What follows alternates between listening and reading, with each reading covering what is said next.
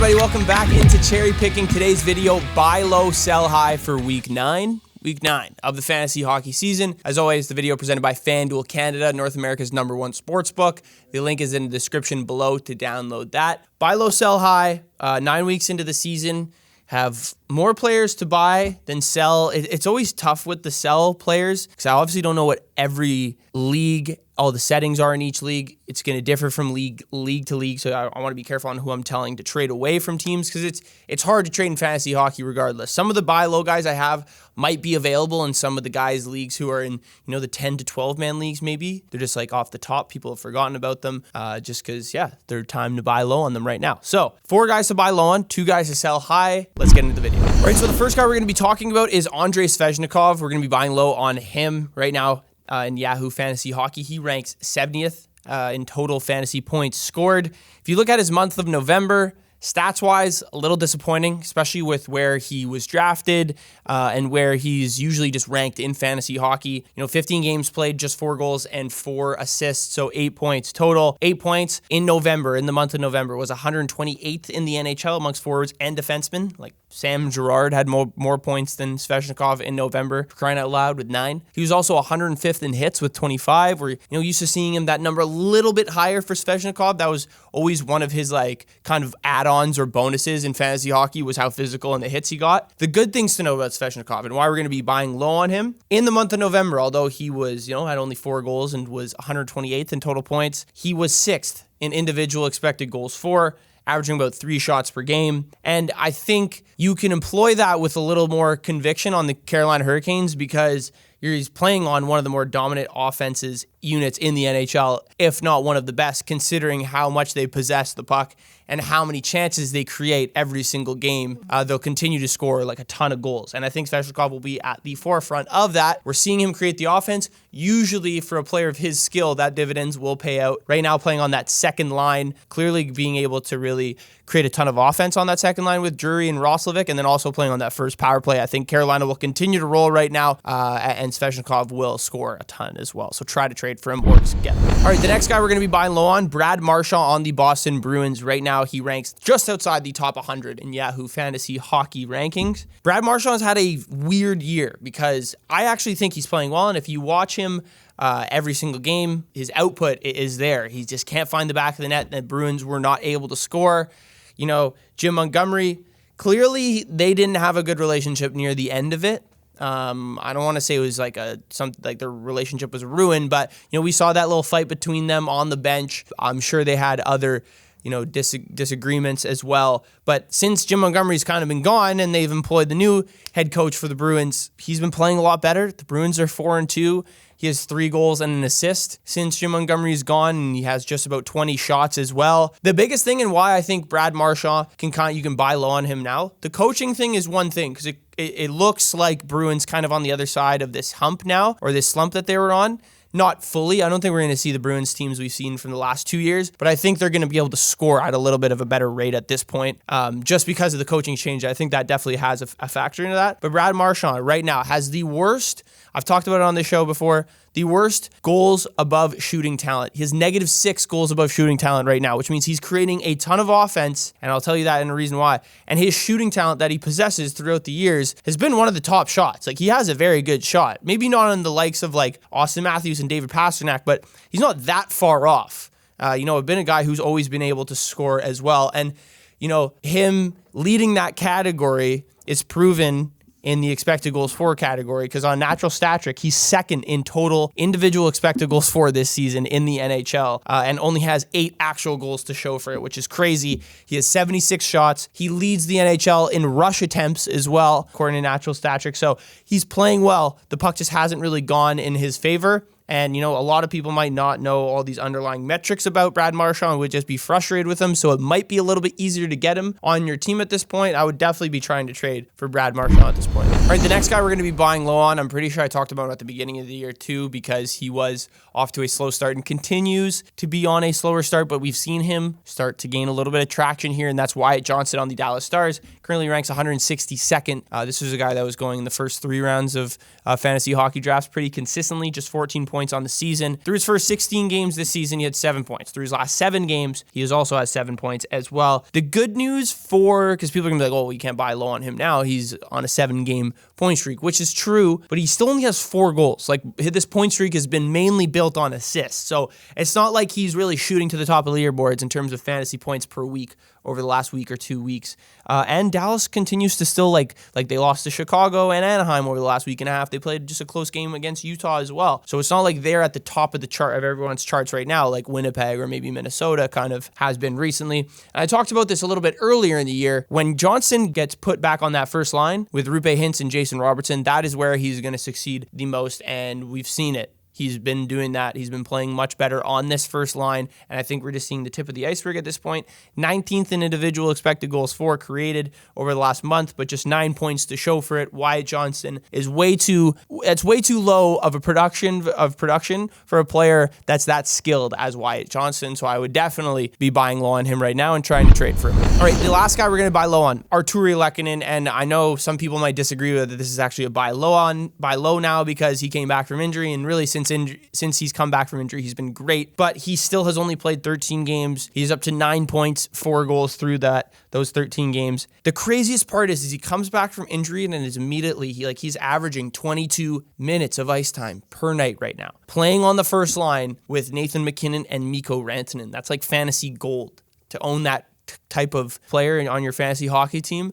It's perfect. The one thing that makes it not as perfect is that Valeri Nichushkin is back, who is also someone that you could own at this point or would be a good idea to be owning. But Lehkonen is still playing first line with Rantanen and MacKinnon. Nichushkin playing on that second line with Middlestat, but is right now on the first power play, has definitely been playing pretty solid over the last few games, scoring at a little bit of a better rate than Lehkonen, I would say. So the one thing I would say to make you not so nervous, like, oh, maybe they're going to switch Nichushkin on that first line with Lehkonen, maybe, but Lehkonen and MacKinnon and Rantanen have always put up better numbers, I think, for a more consistent amount of time than Nichushkin and MacKinnon and Rantanen. If you look at last year, the expected goals for percentage when Lehkonen was with those two guys was 56%. When Nichushkin was with their two superstars, it was a little bit lower than 53%. Now, the power play, I think that could change. I think we could definitely see Lehkonen get put onto that first spot on the power play instead of Nichushkin as well. And if you want to talk about someone who's producing at an elite level, Lehkonen in the month of November was 3rd in total of individual expected goals for it, just below 8. Only 2 people were higher than him, and that was Andersley and Connor McMichael. This is just you got to give him credit for sure, but it's just one of the perks of playing with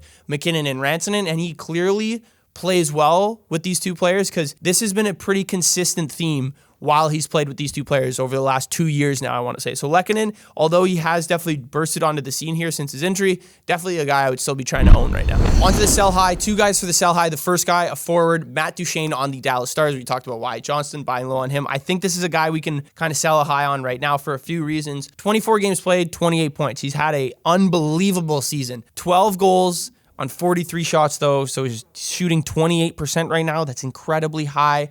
He's playing less than 17 minutes. He's 33. He's not getting any younger. His shooting talent above average, we talked about it when we talked about Brad Marchand. Brad Marchand's shooting talent above average on money puck is rated at 23%. Now, that might be a little high and maybe a little skewed. Maybe it doesn't factor in age because I'm sure his shot is regressing a little bit as he gets a little bit older. So maybe that can be fluctuated a couple percentage points. Same with Duchene's, though. His is 8% on money puck. So I bet you his is more close to like 5%. Some nights, a little bit higher than that. But overall, that's kind of what the general standing point for those two guys' shooting talent is or how it's graded. Now, Duchene's goals above shooting talent this season is 5. Marchand's, as I talked about, was -6. So Duchene is definitely shooting above his expectation right now. And there's a couple reasons why I think it's going to come back to like earth here, or he's going to come back to earth with his goal scoring ability or his at this rate at this point. For one, I think you're going to see Wyatt Johnston starting to find his footing. Mason Marchment's getting more involved. Logan Stankoven, is in the Calder race and playing well. Maverick Bourque is getting a little bit more headway in the top minutes now and getting like a little bit more involved with the big club here. I think the younger guys are going to, hurt his personal production. I don't think it'll matter for the whole team necessarily, but from a just purely fantasy perspective, I think it'll hurt Matt Duchene's production. And then I talked about it as well. Like his shooting percentage is 28%. That's insanely high, especially for a guy who's 33 years old at this point. I will say the last time he had this good of a start of a season was in the 21-22 season. He had 13 goals through his first 21 games. Through his first 21 games this year, I know on the graphic, it'll say 24 games, but through his first 21 games this season, he also had 12 goals, Matt Duchene. That year with Nashville, when he started 13 goals through 21 games, he finished with 43 goals and 86 points, shooting 19%. All three of them were career highs. Pretty anomaly season, I would say, for the most part.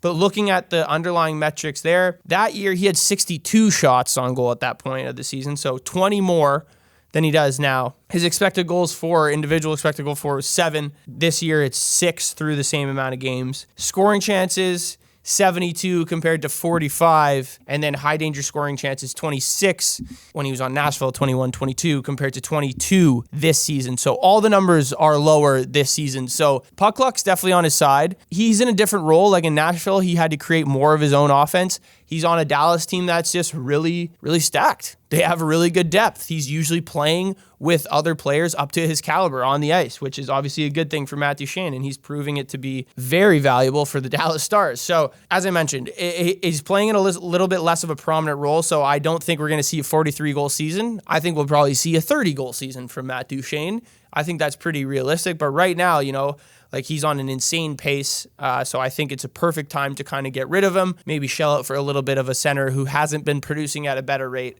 try to go from there, maybe like one of the Rangers players, like Trocheck or something like that, or, that's kind of where my mind would be going. All right, the last guy we're selling high on, a defenseman. He ranks 140th out of all fantasy hockey points scored, not just defensemen, forwards, and goalies, that's included. Jakob Chychrun on the Washington Capitals through 19 games played so far this year, 8 goals, 7 assists. He leads all defensemen in goals above shooting talent this season. I've talked about it already throughout this video. So all defensemen, he has the highest goals above his current expectation of his expected goals for. Now, sometimes players just have anomaly seasons like that, but if you look at the month of November, he had 6 goals on 24 shots, so he had a 25% shooting percentage, Individual expected goals for of just 1.51. That's very low for someone who's scoring 6 goals, and I'll put that into perspective as well. For one thing I'll say, I think this Capitals defensive unit as a whole is overachieving offensively. I believe from a points perspective, they lead the NHL in the Washington Capitals lead the NHL in most points from defensemen, somewhere in the 70 number. And I think Rasmus Sandin is overachieving. I think Chychrun is overachieving. And honestly, you can even say I think John Carlson is overachieving to a certain extent as well. Only one defenseman had more goals than Jakob Chychrun in November. It was Roman Josi with 7. And I think it's pretty obvious to say, talking to anyone, Roman Josi is better than Jakob Chychrun. More skilled player, has always been a better player than him in the league, right? So just to put things into perspective, Josi had 38 shots in November, 14 more than Jakob Chychrun. His expected goals for was 3.67, almost 2 full goals more, or 2 full goals more than Jakob Chychrun's of 1.51. Josi also logged 7 high-danger scoring chances according to Natural Stat Trick. Jakob Chychrun had 0. So puck luck was definitely in his favor. Washington was scoring at a crazy rate, which I think we'll see it come down to earth a little bit at some point here. But they are a very good team, but they're scoring at a crazy rate. And I don't think it'll continue. And I think the first step of progress or the first step of regression we'll see is going to come from the defenseman, which it makes the most logical sense as well. And I don't think Jakob Chychrun is due for a shit rest of the year. Not at all. But I think right now you can leverage him to trade him for a pretty good defenseman right now, which is something I would try to do. Because Jakob Chychrun isn't going to put up Roman Josi numbers every month. It's great you took advantage of it right now, but now you trade it. Now you sell it at its highest point and get something with much better value for the rest of the season. All right, thank you guys for tuning in. Let me know what you thought of buy low, sell high for week 9 of the fantasy hockey season. Be sure to like, comment, and subscribe. Shout out to FanDuel Canada for sponsoring the video, and I'll see you guys next time.